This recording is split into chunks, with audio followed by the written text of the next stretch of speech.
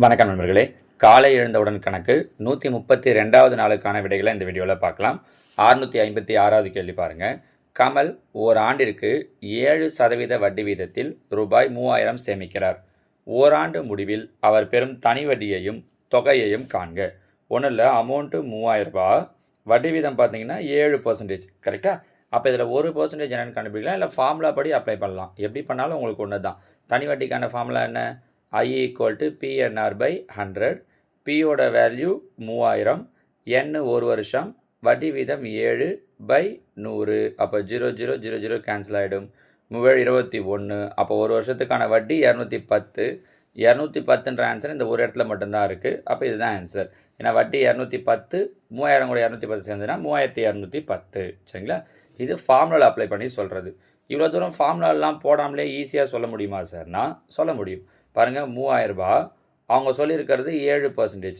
இதில் 10% அப்படின்னா ஒரு ஜீரோ போயிடும், 1%னா 2 ஜீரோ போயிடும். அப்போ 1%னா 30, 7%னா இன்ட்டு 7, 7 21, 210. இன்னும் ஈஸியாக சொல்லிடலாம் பாருங்கள். ஃபார்முலா அப்ளை பண்ணணும் அப்படிங்கிற அவசியம்லாம் கிடையாது.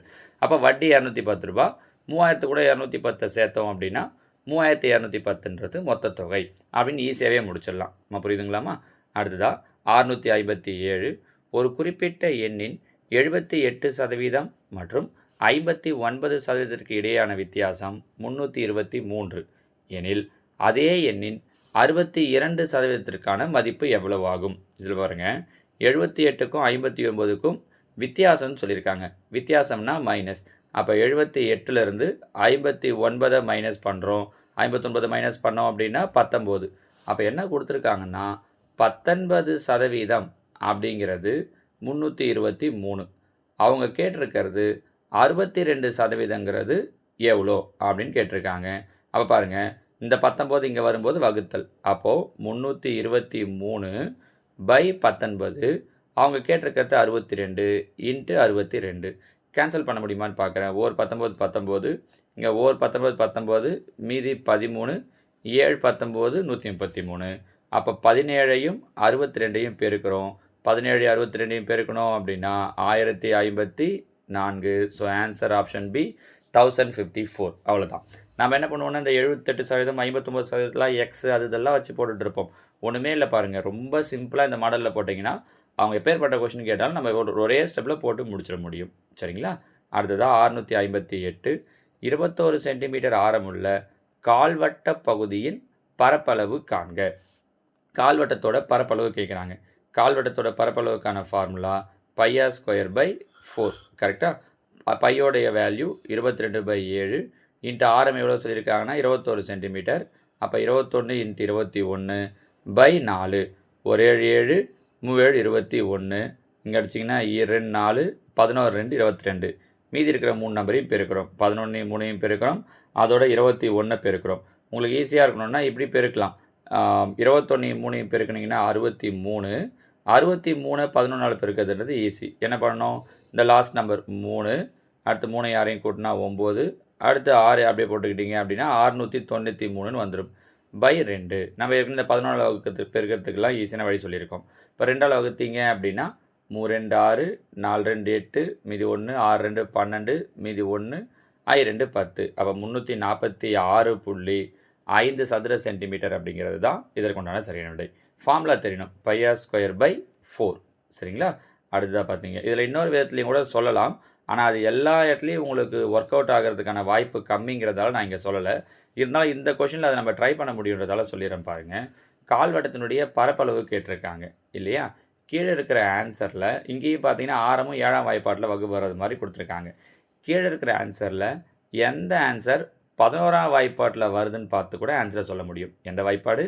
11ஆம் வாய்ப்பாடு. 11ஆம் வாய்ப்பாடுனா என்ன பண்ணணும்? 1 விட்டு ஒரு நம்பரை ஆட் பண்ணணும். அது ரெண்டுத்தையும் மைனஸ் பண்ணால் வரக்கூடிய ஆன்சர் 0 இல்லாட்டி 11 இருக்கணும் இல்லையா? இப்போ இதில் ஃபஸ்ட் ஆப்ஷன் பாருங்களேன். 1 விட்டு ஒரு நம்பரை ஆட் பண்ணிங்கன்னா 3 6 9, 4 5 9, 9ல் 9 போயிடுச்சுன்னா 0.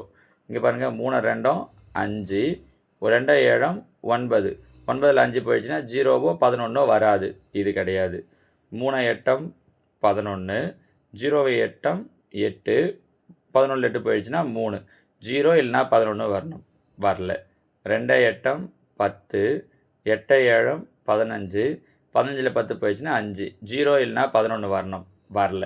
அப்போ எதில் மட்டும்தான் அந்த ஆன்சர் வருது அப்படின்னா ஆப்ஷன் ஏவில் மட்டும்தான் வருதுன்றதால ஆப்ஷன் ஏ தான் இதற்குண்டான சரியான விடை அப்படிங்கிற மாதிரியும் சொல்லலாம். வட்டம், கால்வட்டம், அரை வட்டம்லாம் வரும்போது இந்த ஐடியாவை யூஸ் பண்ணலாம். ஆனால் பாயிண்ட்லலாம் வரும்போது சில நேரங்களில் கண்டினியூவாக போகிற மாதிரி இருந்துச்சுன்னா தப்பு வர்றதுக்கு வாய்ப்பு இருக்குது. இருந்தாலும் இந்த ஐடியாவை ஞாபகம் வச்சுக்கோங்க. ஒரு சில பெரிய பெரிய கொஷின் வரும்போதெல்லாம் இது உங்களுக்கு ரொம்ப யூஸ்ஃபுல்லாக இருக்கும். சரிங்களா? அடுத்ததாக அரைக்கோளத்தின் கனளவு 19,404 கியூபிக் சென்டிமீட்டர் எனில் அதன் ஆரம் என்ன? அரைக்கோளம். அரைக்கோளத்தினுடைய கனளவுக்கான ஃபார்முலா 2/3 πr கியூப்.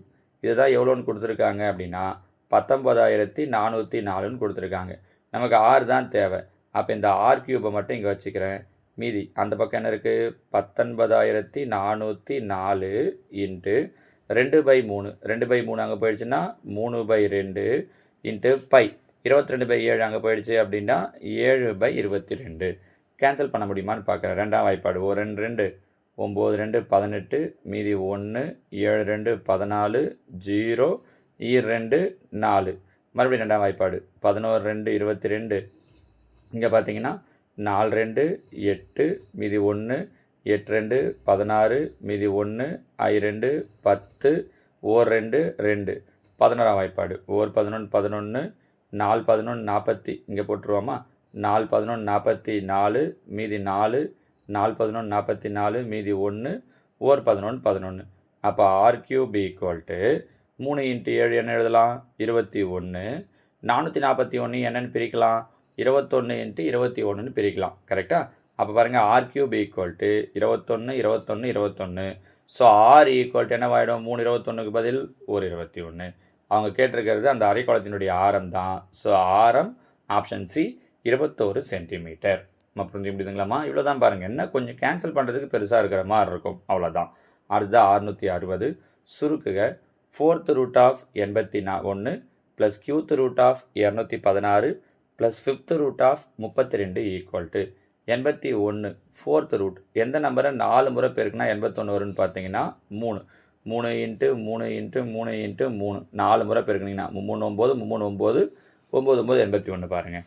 அப்போது 81க்கு 4 முறை பெருக்குனா வரக்கூடிய எந்த நம்பரை 4 முறை பெருக்குனா 81 வரும்னா 3 ப்ளஸ் இது தெரியும் 216க்கு க்யூத் ரூட், ஆரோட க்யூப் தான் 216 ப்ளஸ் எந்த நம்பரை 5 முறை பெருக்குனா 32 வரும்னு பார்க்குறேன் 2. நீங்கள் அப்படி இல்லைன்னா இந்த ப்ரைம் ஃபேக்டரைசேஷன் சொல்லியிருக்கோம்ல, இந்த மாதிரி போட்டு பார்த்தீங்கன்னாலே தெரியும். 16 2 மறுபடியும் போட்டிங்கன்னா 8 மறுபடியும் 4 2 போட்டிங்கன்னா 2ன்னு 5 முறை 2 வரும். ஸோ அதனால் ஆன்சர் 2. சரிங்களா? அப்போ பாருங்கள், 3 6 9 9 2 11. அப்போ இந்த கொஷினுக்கான ஆன்சர் ஆப்ஷன் பி 11. ஓகேங்களாம்மா?